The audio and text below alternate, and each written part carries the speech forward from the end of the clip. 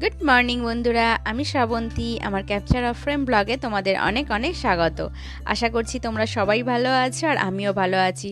আর আজ হচ্ছে শুক্রবার 17ই মে, আর এখন ঘড়িতে বাজে 8:15 মতো। আর এখন থেকে তোমাদের সাথে নিয়ে আমার ব্লগটা স্টার্ট করছি। আশা করছি তোমাদের ভালো লাগবে। তো সকাল সকাল সমস্ত বাসি কাজকর্ম আমার সারা কমপ্লিট হয়ে গেছে, পুজোটাও সারা হয়ে গেছে। আর এখন নিজের জন্য 1 কাপ চা নিয়ে এসেছি। তো চা নিয়ে 1 কাপ খাবো, আর একটু মেয়েও ঘুম থেকে উঠে পড়েছে, তো ওর সঙ্গে একটু গল্প করব, আর তারপরে যাব রান্নার কাজে। তো এখন স্কুল নেই মেয়ের, কিন্তু যথেষ্ট টাইম মতো ঠিকঠাক টাইমেই নিজে থেকেই উঠে পড়ছে, ওকে ডাকতেও হচ্ছে না। কিন্তু পড়ার কথা বললেই বলছে যে আর একটু ঘুমিয়ে নিই। তো ওকে বললাম যে তাড়াতাড়ি যখন উঠে পড়েছিস তাহলে একটু তাড়াতাড়ি ব্রাশ করে নিয়ে পড়তে বস। তো ওর তার উপর আবার ঘুম পেয়ে যাচ্ছে। তো যাই হোক, আমি একটু চা আর বিস্কিট খেয়ে নিলাম। আর ওর তো এবারে যেই পড়তে বসার কথা বলেছি, ওর খিদে পেয়ে গেছে, তো সেই জন্য ওকে একটু পাস্তা করে দেবো বলে পাস্তাটা সিদ্ধ করে নিলাম। আর ওর পাস্তার সঙ্গে একটু আলু দিতেই হবে। তো তার আগে পাস্তাটা যতক্ষণে জল ঝরছে ততক্ষণে আমি ডালটা মুগের ডাল করব। তো মুগের ডালটা একটুখানি ভেজে নিচ্ছি, দিয়ে প্রেসার কুকারে বসিয়ে দেব। তো আজকে মোটামুটি মাছ শেষ। তো কর্তামশাই বললো যে কাল শনিবার নিরামিষ, আমাদের শনিবারে নিরামিষ হয়, তো একদিনের জন্য আর মাছ কিনতে যাব না, তুমি ডিম করে ফেলো। তো সেই জন্য ভাবলাম আজকে একটু ডিম কষা, মুগের ডাল আর আলু মাখা করব। তো ওকে পাস্তাটা করে দিচ্ছি, ওই ওই দিকটার ওভেনটায় আলুটা ভেজে নিয়েছি। আর অন্যদিন ডিমটাকে ভেঙে তেলের মধ্যে ভেজে নিই, আজকে সিদ্ধ করে গ্রেট করে দিচ্ছি। তো আমার মেয়ে একটু নিত্য নতুন ট্রাই করতে ভালোবাসে, বেশিরভাগ বাচ্চাই ভালোবাসে। তো আজকে এরমভাবে করে দিলাম, দেখি কীরকম টেস্ট হয় আর ওর খেতে কেমন লাগে। আর বলেছে সসটা অল্প করে একদম দিতে, তো সেই জন্য এখন আর সস দেবো না। তো আবার এসে বললো যে একটু সস দাও, তো সেই জন্য অল্প করে সস দিয়েছি। দিয়ে একটু ভালো করে নেড়ে নিচ্ছি।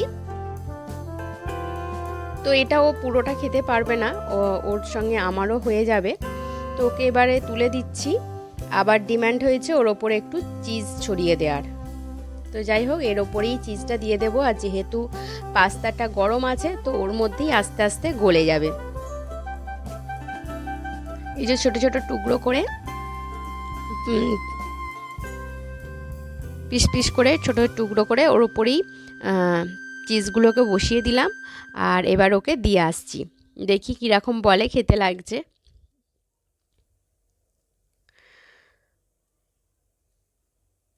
তো ওই একটুখানি পড়তে বসেছে, আর এবারে ওর টিফিনটা দিয়ে দিলাম। তো ওর ভালো লেগেছে। যাই হোক, তো আমার এরকমভাবে মানে ট্রাই করাটা সার্থক হয়েছে। তো ও খাক এদিকে। আর ডিম তো আমি আগেই সিদ্ধ করে নিয়েছিলাম, আর সে এবার ডিমগুলোকে একটুখানি ভেজে নেব। আর একটু অল্প করে চেলা করে নিচ্ছি, একটু নুন হলুদ আর লঙ্কার গুঁড়ো দিয়ে একটুখানি ভেজে নেব। আলু মাখাটা অন্য সময় বেরেস্তা করে পেঁয়াজটাকে মাখাই, তো আজকে কর্তামশাইয়ের ডিমান্ড হয়েছে যে কাঁচা পেঁয়াজ মাখা করবে, আর ওর লঙ্কা দিতে মানা করেছে। আর আমি যখন খাবো তখন লঙ্কা মাখিয়ে নেব, পেঁয়াজটাও আমি পরে মাখাবো, ওরটা মাখিয়ে দেব। তো এদিকে দেখো, যেমনভাবে একটুখানি ডিম কষা হয়, পেঁয়াজ আদা রসুন টমেটো দিয়ে কষিয়ে নিয়েছি, গরম মশলা একেবারে দিয়ে কষিয়েছি, সমস্ত মশলা দিয়ে এবার খালি ডিমটা তুলে দেব, আর কিছু দেব না। এবারে একটু মাখো মাখো হয়ে এলে নামিয়ে নেব। আর অপর দিকে মুগের ডালটাও আমার করা কমপ্লিট হয়ে গেছে। আর আলুর তো সিদ্ধটা আমি ভাতের মধ্যেই দিয়ে দিয়েছি।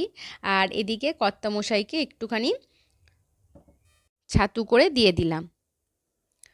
তো ওকে লাঞ্চ প্যাক করে দিয়েছি, ছাতু ওর খাওয়া হয়ে গেছে, ও বেরিয়ে গেছে। আর এরপরে আমি টিফিনটা সেরে নিলাম। তো বললাম মেয়ে পুরো পাস্তাটা খেতে পারবে না, দুজনের হয়ে যাবে। আর এখন আমি খেয়ে নিচ্ছি, আর ও ওই দিকের বারান্দায় খেলছিল, তো ওর সঙ্গে কথা বলছিলাম। আর আজকে একটু বেড কভারটা এই ঘরে চেঞ্জ করে নেব। তো এই যে ব্ল্যাঙ্কেটটা পাতা আছে, এটা অনেক পুরানো দিনের ব্ল্যাঙ্কেট, মানে আমার শাশুড়ির ব্ল্যাঙ্কেট সেই সময়কার। তো অনেকগুলো ব্ল্যাঙ্কেট এরমভাবে তোলা ছিল। তো ব্ল্যাঙ্কেটটায় এত ধুলো হয়েছিল, আজকে একদম বাইরে নিয়ে গিয়ে ভালো করে রোদে দিয়ে ঝেড়ে নিয়ে এসেছি। আর এরপরে কভারটা মানে বেড কভারটা পেতে নিলাম, আর এবারে বালিশের কভারগুলো পরিয়ে নেব। তো প্রত্যেক সপ্তাহতেই আমি বেড কভার চেঞ্জ করি। আর এই সপ্তাহটা একটু সময় উল্টোপাল্টা হয়ে গেছে, কারণ হচ্ছে মেয়ের মানে পরীক্ষা চলছিল, তো সেই জন্য একটু সময়গুলো মানে দিনগুলো চেঞ্জ হয়ে গেছে। আমি শুক্রবার অথবা শনিবার, শুক্রবার না শনিবার করে বেড কভার চেঞ্জ করি। তো আগের সপ্তাহে হচ্ছে পরীক্ষার আগে ঠিক তাড়াতাড়ি করে চেঞ্জ করে দিয়েছিলাম, আর এই সপ্তাহে আর শনিবার করিনি, কারণ এই সময় একটু পড়ার চাপ ছিল বলে আজকে মানে শুক্রবারে চেঞ্জ করে দিচ্ছি। তো তোমাদের সঙ্গে কথা বলতে বলতে মোটামুটি আমার বালিশের কভারগুলো পরানো কমপ্লিট হয়ে গেছে। আর অন্য দিনে মানে পাখাটাও মুছে নিই। তো এই কদিন আগেই এই দিকের পাখাটা মানে কয়েল পুড়ে গিয়েছিল।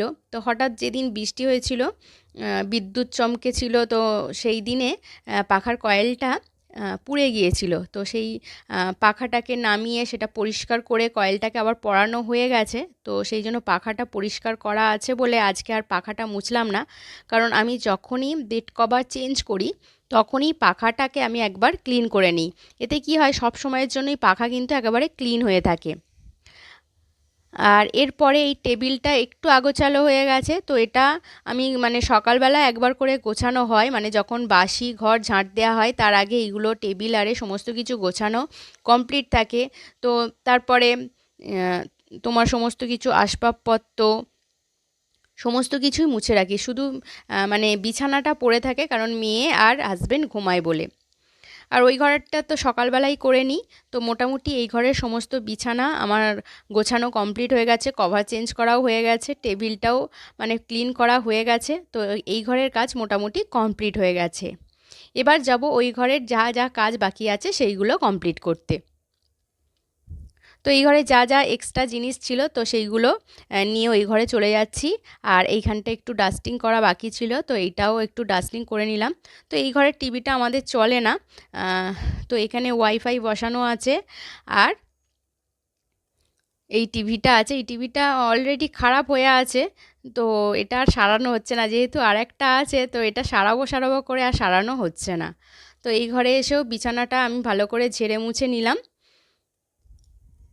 তো এই ঘরটাও আমার মোটামুটি ক্লিন করা হয়ে গেছে।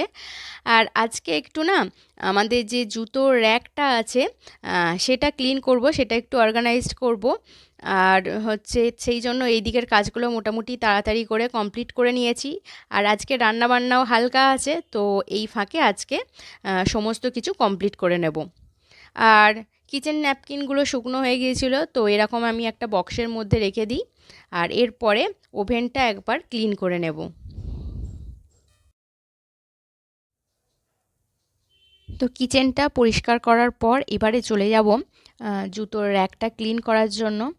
এই যে এই সিঁড়ি থেকে উঠতেই মানে সে ফার্স্ট ফ্লোরেই আমাদের হচ্ছে এই ওঠার মুখটাতেই হচ্ছে এরকম জুতোর র্যাকটা রাখা থাকে। তো আজকে অর্গানাইজড করবো ভাবলাম এই কারণে, কারণ অনেক জুতো আছে যেগুলো হয়তো বাতিল দেব আর পরবো না। তো সেই জুতোগুলো আজকে বাতিল দিয়ে দেব। আর এতে কি হবে, মাঝে মাঝেই এরকম জুতোর র্যাকটা গোছানো উচিত, কারণ হচ্ছে তাহলে অর্গানাইজড করলে কি হবে, অনেকটা জায়গা পাওয়া যাবে, কারণ যে জুতোগুলো আর পরবই না হয়তো সেইগুলো এখান থেকে সরে যাবে, র্যাকে রেখে আর লাভ নেই। তো যেগুলো বাতিল দেবো একেবারে বাইরে বার করে দেওয়াই ভালো, আর তার ফলে অনেকটা জায়গা পেয়ে যাব। তো প্রথমে একটু ধুলোগুলো ঝেড়ে নিলাম। আর এরপরে আমার হচ্ছে গিফট প্যাকিংয়ের বেশ কিছু চকচকে কাগজ ছিল, তো ভাবলাম এইগুলো পেতে দিই, কারণ এইগুলো অনেক দিন থাকার ফলে কি হয়, একটু মুড়ে মুড়ে যায়, তো সেইগুলো আর প্যাকিং করা যায় না। তো সেইগুলো এর ওপরে ভালো করে বিছিয়ে দিয়েছি, এই যে এইভাবে। আর জুতোগুলো দেখো এরকমভাবে সাজিয়ে রেখেছি, অনেক এক্সট্রা কাগজ ছিল, ছাতা, সেগুলো আমি ওপরে রেখেছি। মানে তোমাদের একবার দেখিয়ে দিলাম সিঁড়ি থেকে ওঠার পর কীরকমভাবে র্যাকটা আমাদের থাকে। আর এর পাশে একটা উনুন করানো আছে, তো অনেক দিন থেকে ভাবছিলাম, শীতকালে তৈরি করেছিলাম, তো ওই কাবাব টাবাব করার জন্য। তো শীতকালের অনেকটা শেষের দিকে করা হয়েছিল বলে আর উনুনটা ইউজ করা হয়নি। তো পরে করব, এখন তো অত্যাধিক গরম, আর এখন আর ইউজ করছি না, তো পরে কোনো দিন করব। আর এই সাইডটা তো জলের জার থাকে আমাদের, দেখেছো। আর এরপরে মানে জুতোর র্যাকটা অর্গানাইজড করার পর ওখানটা ক্লিন করে ঝেড়ে মুছে আসার পর এবারে এই সিঙ্কের সামনেটা এখানটা একটুখানি ক্লিন করব, ডাস্টিং করব। আগে ডাস্টিং করে নিয়েছি সমস্ত কিছু, যা কিছু ছিল নামিয়ে, আর তারপরে একটু কলিন দিয়ে ভালো করে মুছে নিয়েছি। এবারে যে জিনিসগুলো থাকে সেগুলো একটু মুছে মুছে রেখে দিচ্ছি, কারণ ধুলো পড়েছিল।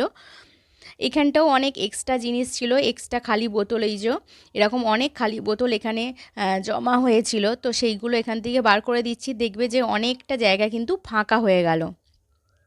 তো মাঝে মাঝে এরকম ক্লিন করলে আর কি অনেকটা কিন্তু ফাঁকা পাওয়া যায়। কারণ হচ্ছে যে জিনিসগুলো বাড়তি জিনিস যেইগুলো আর লাগবে না সেই রকম জিনিসগুলো এখান থেকে সরে যায়, তার ফলে আমরা কিন্তু অনেকটা জায়গা পেয়ে যাই।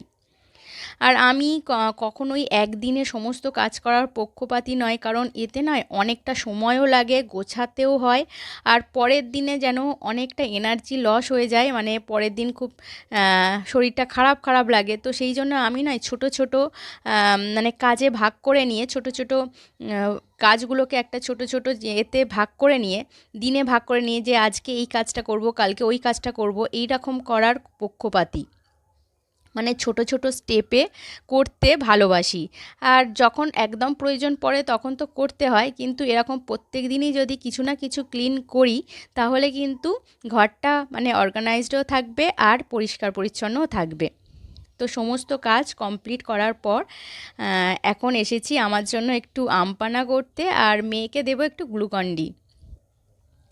তো আমাকে তো আর কেউ করে দেবে না, তো নিজের যত্ন নিজেকেই নিতে হবে। তো প্রচণ্ড গরম হচ্ছিল, নিজেকে একটু রিফ্রেশ করার জন্য এরকম আমপানা করে নিচ্ছি। জাস্ট একটু আমপানা নিয়ে তার মধ্যে ঠান্ডা জল ঢেলে নিয়েছি। মেয়েরটায় ঠান্ডা জল অল্প দিয়েছি, কারণ ওর চিনি দিতে হবে, গ্লুকন-ডি দিলেও ওর চিনি দিতে হবে। তো সেই জন্য ওর ঠান্ডা জলটা অল্প দেব, আগে এমনি প্লেন জলে গুলে নেব আর তারপরে গ্লুকন-ডিটা দিয়ে দেবো। তো চিনির কন্টেনারটা পুরো ফাঁকা হয়ে গিয়েছিল, তো ওটাও একটু রিফিল করে নিলাম। আর এরপরে হচ্ছে একটু আরাম করে দুজনে জলটা খাবো, আর তারপরে যাব স্নান করতে। তো আজকের মতো সমস্ত কাজ মোটামুটি আমার কমপ্লিট হয়ে গেছে।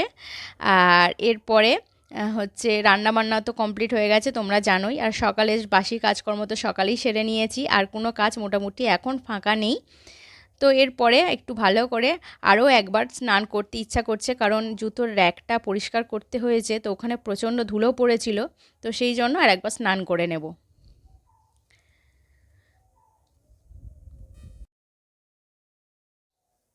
তো জলটা খেয়ে আলাদাই একটা শান্তি পেলাম, নিজেকে অনেকটা রিফ্রেশ লাগছে। আর এরপরে মেয়েকে স্নান করিয়ে দিয়েছি, আর আমিও স্নান করে চলে এসেছি।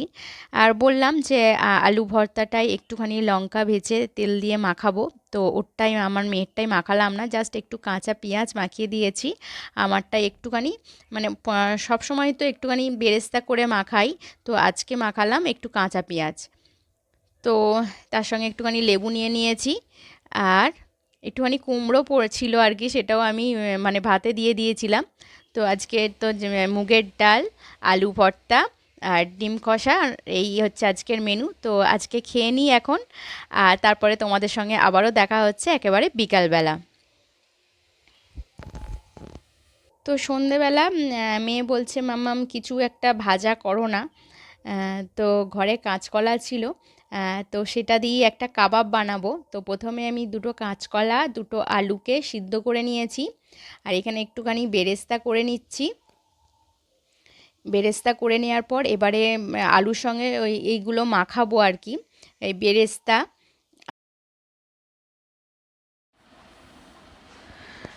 আর একটুখানি জিরে, ধনিয়া আর কসুরি মেথি ড্রাই রোস্ট করে দিয়েছি, লঙ্কা, হলুদ, বিট লবণ, সাধারণ লবণ, আর এমনি দিয়েছি একটুখানি কাঁচা লঙ্কা কুচি, আর ব্রেড ক্রাম্ব, আর অল্প